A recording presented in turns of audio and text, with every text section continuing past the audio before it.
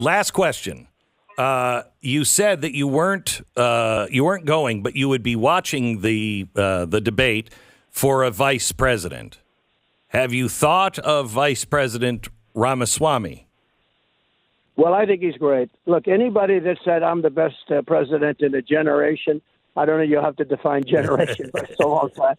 And he said it a couple of times, and he said it in 100 years. So I have to like a guy like that. You know, I can't get upset with him, but he's a smart guy. He's a young guy. He's got a lot of talent. He's a very, a very intelligent person. He's got good energy, and he could be in some form of something. I tell you, I think he'd be very good. That was former President Donald Trump joining world-class cheesebag Glenn Beck's radio show to offer some real mystery praise for fellow right-wing grifter Vivek Ramaswamy. But what could it mean?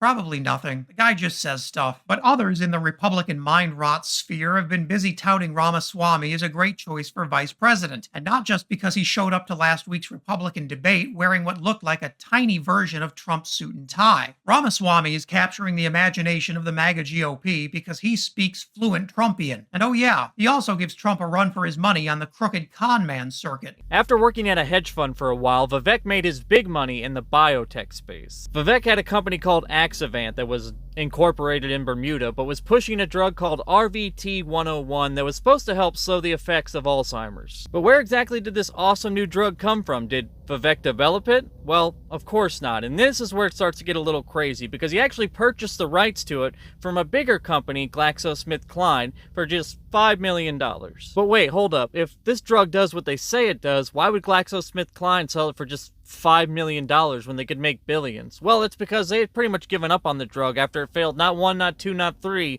but 4 clinical trials. Okay, so Vivek Ramaswamy was literally peddling Alzheimer's treatments that a reputable major drug maker knew had failed multiple clinical trials, making the chance of it ever getting FDA approval basically zero. But in true Trump fashion, Ramaswamy sold the dream instead of the truth, and he made a killing in the process. But if Vivek proved to be a pretty skilled pharma bro grifter, he's proving a little less capable at understanding how the government works. But that never stopped a Republican before, and it's clear that Ramaswamy's campaign looks a whole lot like Donald Trump's 2016 blitzkrieg. He's the candidate of like 8chan or 4chan. He's basically playing to this weird sort of tech bro / incel demo that wants to own the libs, and he's playing to this sort of Charlie Kirk audience.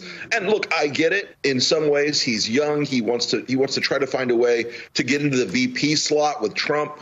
I understand it, but as Molly said correctly, Trumpism has infected the party so thoroughly that now you're seeing a candidate with no ties to the traditional Republican past on that stage at all. So Ramaswamy wants to be vice president. Okay. Great, but it's important to break down what we actually know about Donald Trump and why that puts Ramaswamy and Trump on an inevitable collision course, assuming Ramaswamy doesn't totally implode first. One thing we know for sure is that Donald Trump does not like to share the spotlight. He also doesn't like people who sell the same confidence game that he does. That's a big reason why he chose Mike Pence as his vice president. Pence was desperate and mostly willing to stay out of the picture. That's not going to be the case with Ramaswamy, who wants to brand his own Trump-style movement in the image of MAGA. Trump also hates people who try to upstage him. Think Anthony Scaramucci and his humiliating 11 days as communications director. There's only one star in the Trump show. And if we're being honest, Ramaswamy hasn't had the exceptional rise his marketing suggests. He's been flat in polling after the debate and still sits in the single digits, just a few points above Mike Pence and Nikki Haley. If this is a Ramaswamy renaissance, it's a real tiny one. What, about 75 to 80% of the Republican electorate is now for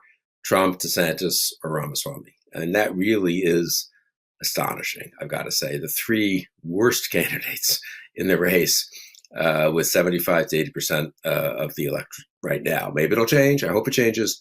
But that's why I'm pleased to be an ex-Republican. But after a brutal post-debate week in the media where Ramaswamy repeatedly fumbled basic questions about his own positions, some GOP voters are already moving back under Donald Trump's MAGA tent. I guess what I'm saying is, calm down. Donald Trump will say anything to keep the focus on him, and right now, Vivek Ramaswamy serves that purpose. But the minute Ramaswamy becomes a problem, Trump will make up a nickname for him, and suddenly Vivek's entire campaign will fall apart. The GOP is still Donald Trump's party. No one denies that. He may let other candidates play in his sandbox, but when push comes to shove, Trump has no problem kicking over their sandcastles. This is the Republican Party these lunatics built. Now let them live with it. And if you thought that was wild, check out this video, where a Georgia Republican elected official threatens bloodshed if Donald Trump is convicted. And I hope and pray it gets resolved before we use guns. And as always, leave a comment below so you can let me know what I should cover next.